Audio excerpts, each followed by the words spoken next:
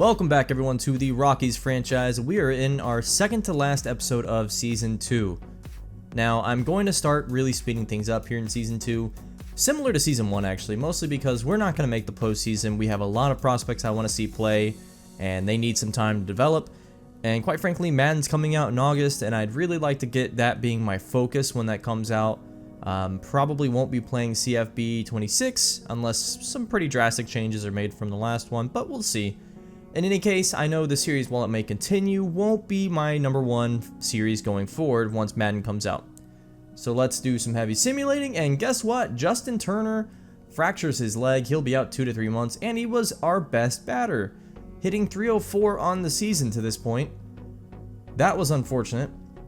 Was a fantastic signing for us, even at that overall. Really good. In his place, we'll be adding Aaron Shunk. Now, Aaron Shunk's getting promoted directly from AA, and that might not sound cynical, but Sterling Thompson, I just wasn't ready to bring him to the majors yet and potentially tank his overall. Meanwhile, Aaron Shunk's a D potential. I'm not so concerned if he struggles a bit in the majors. It's not exactly a long-term prospect. He's basically already at his max potential.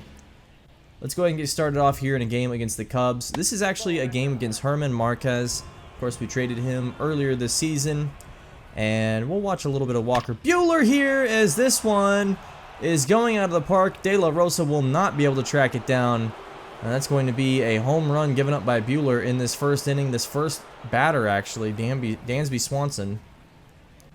But let's skip ahead of that. I don't want to watch too much pitching here, as Nolan Jones hits this one off the back wall. He'll round first and go to second for a double off German Marquez. So 2 first at-bats are pretty successful hits.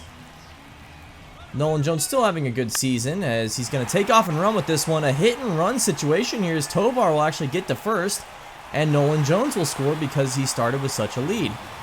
You don't see those too often anymore, but the hit-and-run works successfully. Now Colton Wong pops this one up, and it'll be caught. So Tovar will have to go back to first base. Now CJ Cron comes in, and it's a ball up high. Tovar takes off with this one a little late, and they're going to say he got tagged out. No challenge from the Rockies, and we move forward, and CJ Cron strikes out inside. Not a bad first inning for Marquez despite the 1 run. Andy Rodriguez checks in now. This is some pretty nice contact here. It's going towards the wall, but does not have enough carry to make it out of the park. So Rodriguez flies out. Aaron Shunk will pop this one up as he gets well underneath it, and that's going to be an easy playable ball there. Another out, 2 away for the Rockies. In comes Charlie Blackmon, still DHing for us quite a bit, and this is a good timed hit. Unfortunately, not a lot of great contact there on the ball, as we've seen a lot of this season, and that's out.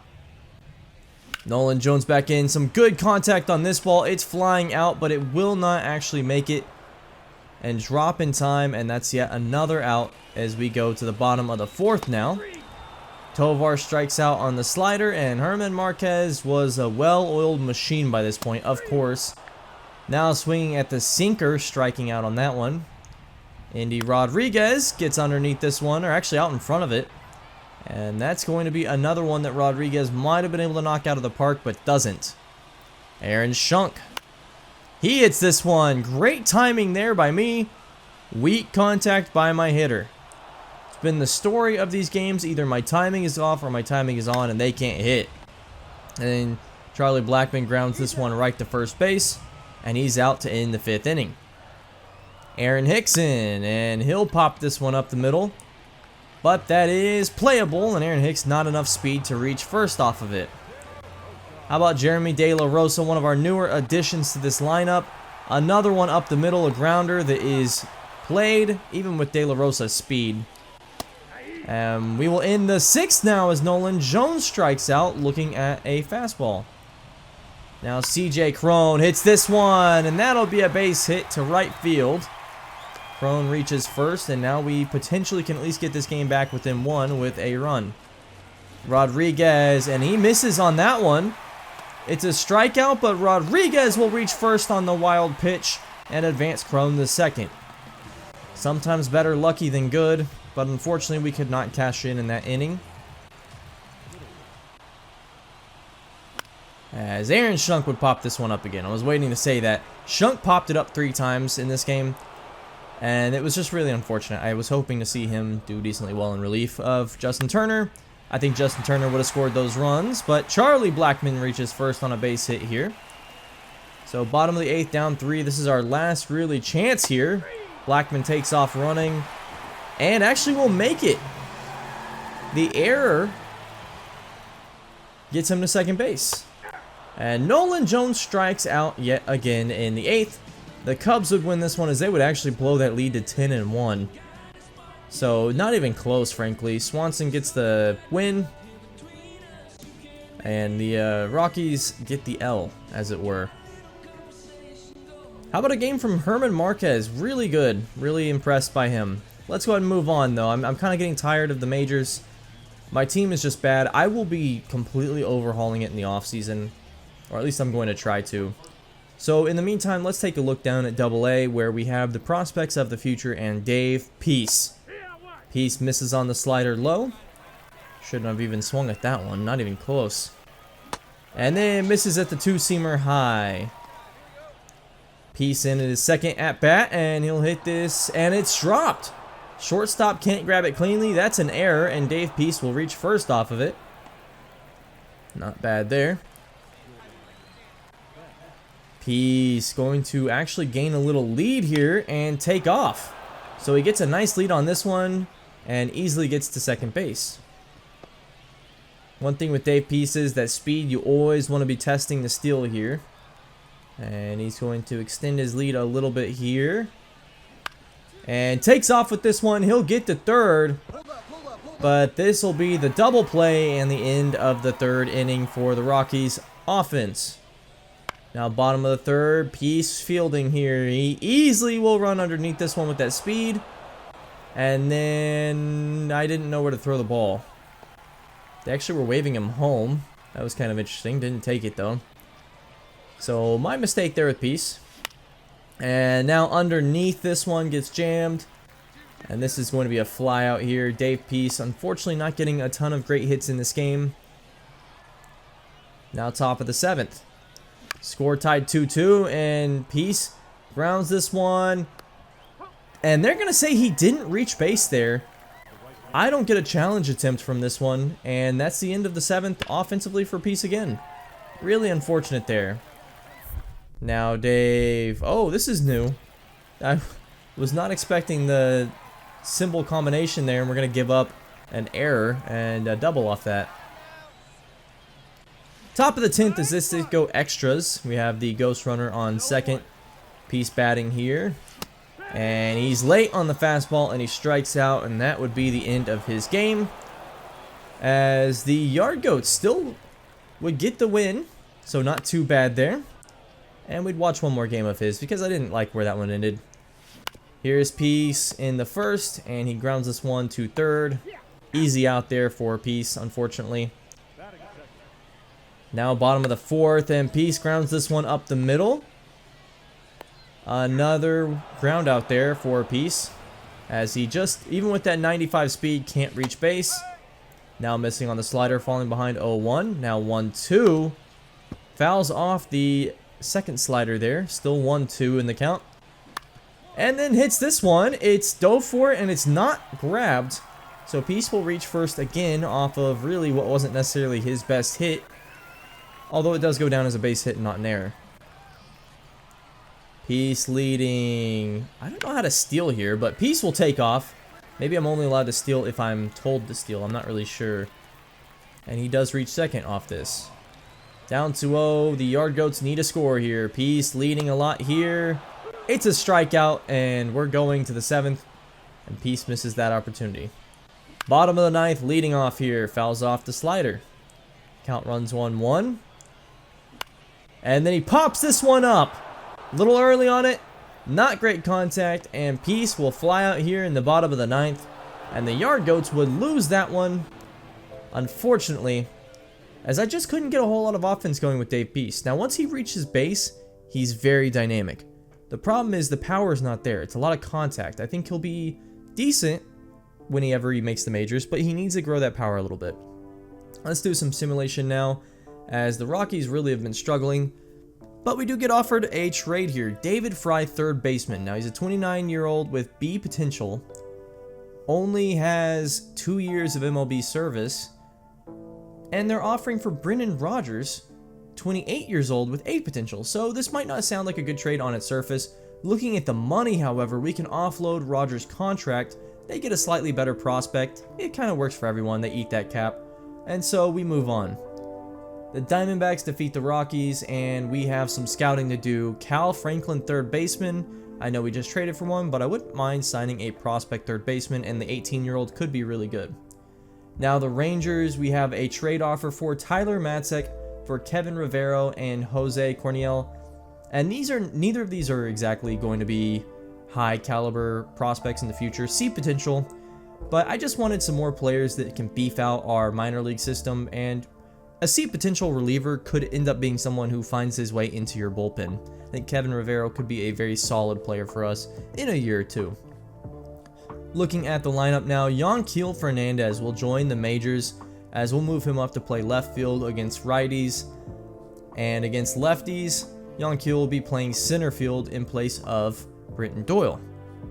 What does that mean for Brenton Doyle? He's down at AAA. We have used an option on him. We've actually moved up Jordan Beck from AA. He'll be playing right field now in place of Zach Veen, who we've moved down to AA. Doyle is someone I should have moved to AAA or even AA a long time ago. The hitting's just not been there, and I shouldn't have gone through a year and 2/3 of a year, so I guess that makes it, my math is bad, 5/3?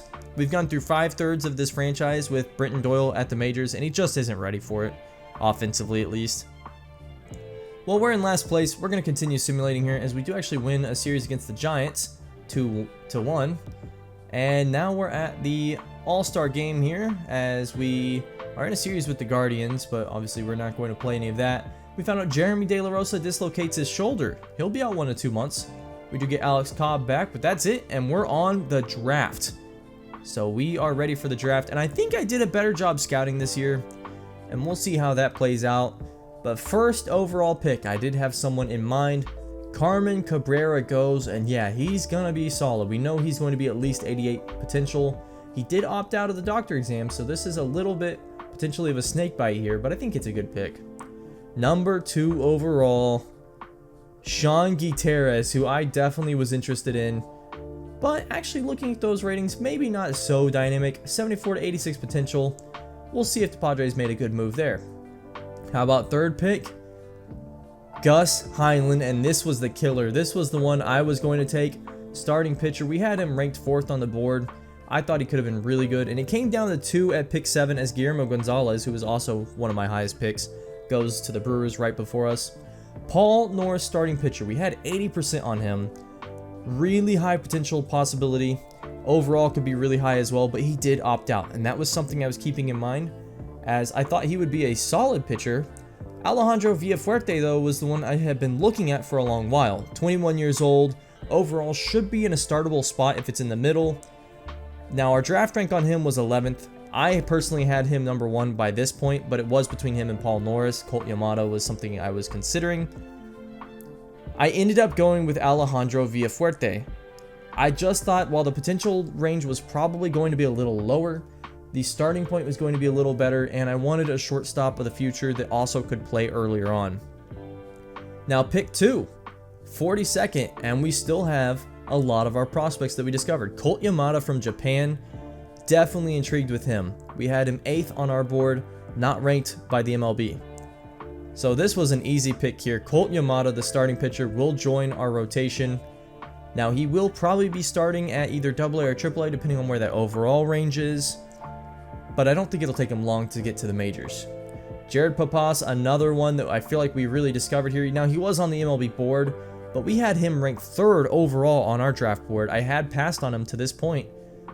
But at this point, 3rd pick, I'm not too worried, or I guess 2nd pick here, our second pick. I'm not too worried about the fact that he opted out of the doctor exam.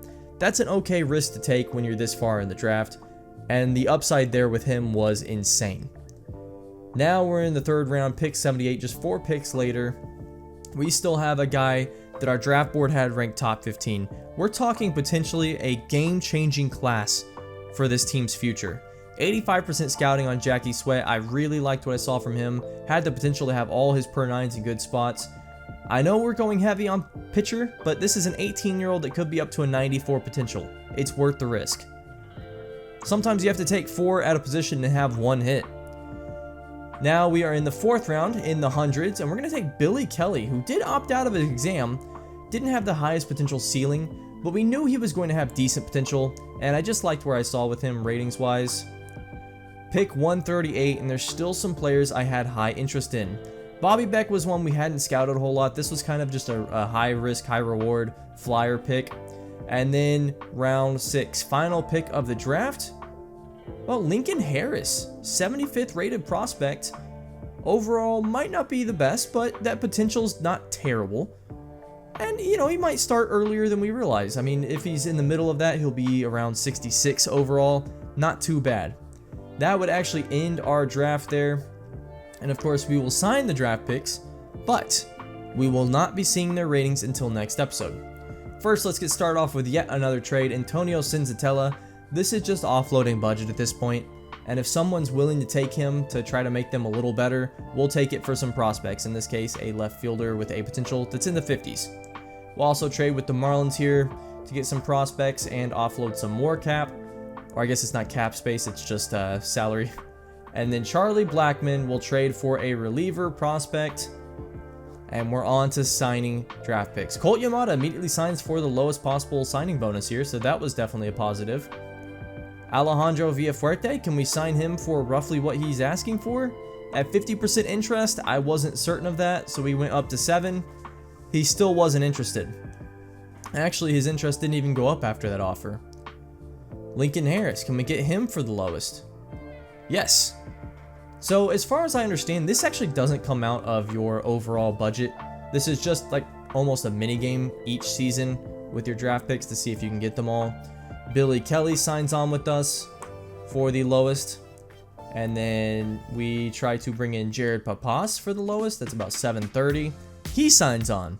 So far so good for everyone but Alejandro Villafuerte. Jackie Sweat, he signs on as well. It turns out you really don't need too much more interest than 50. I'm not sure how much cheaper it even makes things. Seems a bit more gimmicky than I would have liked, but now we can offer Villafuerte a little more because we'll still have $1 million left over and we only have one more player to sign. Villafuerte signs on, and Bobby Beck, who we didn't get any scouting data on, but at this point, might as well sign him anyway. It doesn't matter how low he is. We'll take him. So all our draft picks get signed. We're doing some more simulation as we want to get through the month of July, and then the final video will be August and September, as well as some potentially AA playoffs. The Rockies were getting offered a trade from the Rays here. Odorizzi? I'm not sure if I'm saying that right. They already designated him, but they were trying to trade him for Aaron Hicks. I'm okay with keeping Hicks. He's only got 1 year on his offer anyway. It's got to be for a prospect or somebody a little younger for me to even interest it. Phil Bickford was offered here by the Mets, former Yankee, kind of interesting there. And he actually had some really good numbers. And the main thing here was, again, just a shorter contract. He's actually going into arbitration, so I thought this might be a cheaper deal for us than $2 million a year. Saves us some pennies. And for Jalen Beeks, who actually had been having a really solid season, makes sense for the Mets to try to pick up Beeks. And we'll take someone who could be a decent reliever next year for us. And now the Rays are offering us a trade. They really want to get Odorizzi gone. We're not taking him though. And we would lose some games here to the Dodgers. No shock there. The Brewers offer us a trade for Nolan Jones. Now, I did not have Nolan Jones on the trade board, but Antonio Salas was someone I was originally interested in having actually in year 1. And then Misiorowski and Hassel III, really solid prospects here. This was hard to pass up. I did do it because I still want to have Nolan Jones factor into our future. But I gotta be honest, if next year doesn't go well, we might trade him for a war chest. Thank you so much for watching, everyone. The last video of the season will be out Thursday. It'll be a bit of a longer one, and then I will stream Saturday. See you then.